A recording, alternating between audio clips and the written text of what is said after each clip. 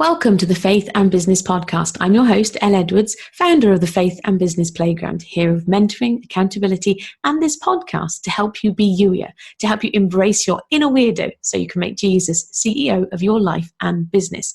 And a quick reminder as well, as we're playing along with the podcast this week and over the next few weeks, I am encouraging you and hoping to equip you to make this an interactive experience. So if you're not already a member of the Faith and Business Playground group on Facebook, I would invite you to come and join us. And we'll put a link to that in the show notes, but it's facebook.com/groups/youier Christian entrepreneur, because every day I'm going to be giving you these little writing prompts and I'd love to hear what comes up for you.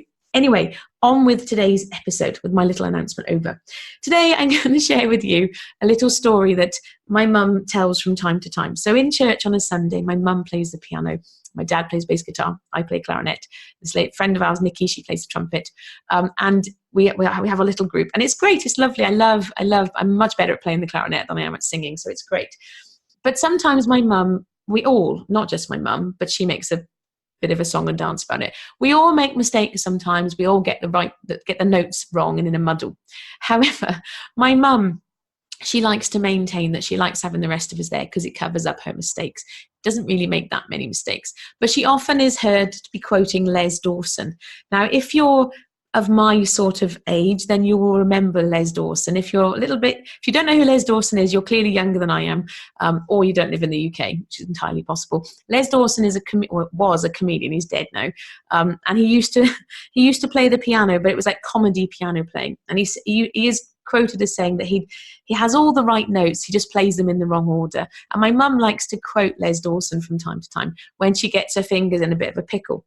How this relates to you embracing your inner weirdo is it reminded me that actually there's no one really quite like you, because we're all made up of the same basic DNA. There's only so many chromosomes in the world. I don't actually know how many chromosomes there are. I could find out. It's probably lots. But if you think about it in terms of building blocks, and we talked about this a little bit last week, in terms of actual building blocks, there are a finite number of ways that those building blocks can be put together. But as a result of there's our DNA, and there's this whole nature versus nurture conversation that people have. Are we the people that we were made to be based on our genes, or are we the result of the lives that we've lived? And actually, it's probably a combination of many of those things. The way that you show up in the world and the stuff that happens as you go through life impacts the stories that you tell around things, and that impacts the way that you do life. So it's not one or the other.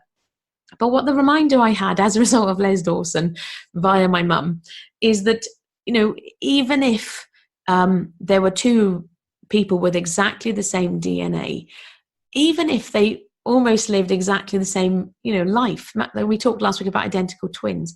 There would still be no one else quite like you. And the other reminder that I get, thanks to Les Dawson via my mum, is this reminder to lighten up. And so obviously Les Dawson, being a comedian, was all about seeing the funny side of life. But as we go through this adventure together, and we talked yesterday about seeing this as an adventure, an opportunity for growth, rather than being this big scary thing. But I just want to remind you today as well, just to lighten up and have fun with this. Because there is this danger that we do tend to take ourselves ever so seriously. Now, I try very hard not to take myself too seriously. And the older I get and the more times I show up and make a mess and fall over my words, the less and less I am likely to take myself too seriously.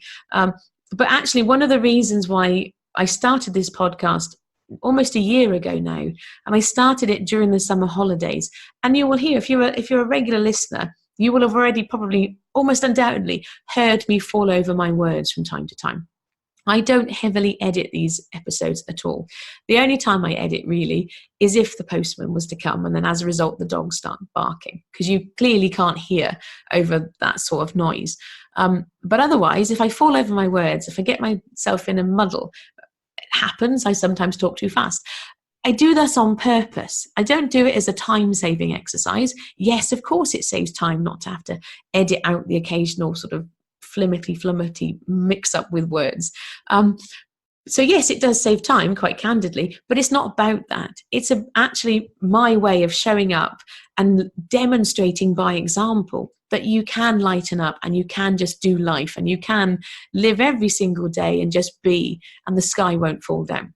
I've yet to have a single person contact me and say, Elle, I listened to one episode of your podcast and I am never listening again because you fall over your words and you make a great big mess of it. It hasn't happened. It might happen at some point, I'm sure, but it hasn't happened yet. By contrast, when I've told you before, the ideas and the basic structure of these episodes and the basic content, I am going to edit that and create the final written version of Weird. By contrast, I do try very hard to make sure that my written words are not full of typos, because it's a different expectation and it adds nothing to the written content as a reader if there's loads of typos. It's distracting. In the same way that I guess that the audio equivalent of that is the dogs barking. That's why I edit that out, because it distracts from the experience. But the times when I fall over my words or use made up words, I like to think it adds to the charm of the experience rather than detracting from it. And so it's very much a case of actually what the expectations are, and how, the expectations as a listener are different to the expectation when you read something. So I'm not going to say, if I was to sit here and tell you that I've put books out there and I just write them and they don't get edited, that's clearly not the case. I would never do that. It would be awful. And the worst thing ever is if I go back and read, from time to time, I do go back and read some of my books, and then I can feel myself going, oh, as I sort of, the language or the way I've formulated a sentence, inside I'm cringing, and there is that temptation to want to go back and edit that. I try very hard not to. But so the other part of this is just to remind you to lighten up, to have fun with this, to experiment and to play with it. And so your writing prompt for today, and I will repeat this at the end, but your writing prompt for today is, where do you need to lighten up a little bit? Because we are multifaceted human beings. We are not one thing. You've heard me probably talk before about my frustration around labels. We're not a label. We are a number of different things. And so you might find that in one area of your life, you're like really chilled out and you do just have fun with things. And yet in another area of your life, you're really quite constrained and serious. Now, there's nothing wrong, I should add. There's absolutely nothing wrong with being serious. Some people are more serious by nature. God made them to be more serious people. We can't all be the same. We are not all the same. That's, as I said at the start of this episode, there is no one really quite like you.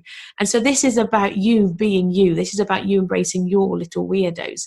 And so if you are by nature a more serious person, or, if as a speaker, you tend to be more slow and deliberate and you're thoughtful over your words, that's absolutely wonderful and fine. Please don't take this to mean that I think everybody should just be and laughing all the time. It's not about that. What it's about is you being true to the person that God made you to be in all areas of your life. And so I want to encourage you to have fun with this. I would encourage you to lighten up, because we do, particularly in business, we do, by the nature of business, there is this temptation to be quite serious about it. And maybe God is calling you to have fun in your business. Maybe it doesn't have to be business in that serious, constrained way. And again, like I reminded you yesterday, ask God, because He does know. But have fun with it, experiment with it. Even if you are a more serious person, and you can still have fun with this process, because it doesn't have to be stressful. It's not meant to be stressful. Life is too short to spend the whole time full of angst, I believe anyway. So have fun with it, experiment with it. And then, of course, come back over to the Faith and Business Playground group on Facebook and share what comes up. I have given you that link already. I will put it in the show notes again as well. But more than anything, experiment with it. But that final reminder, where do you need to lighten up a little in your life? Or what area of your life do you need to lighten up a little bit? Play with it, see what comes up, and I will be back tomorrow. Take care. Bye-bye.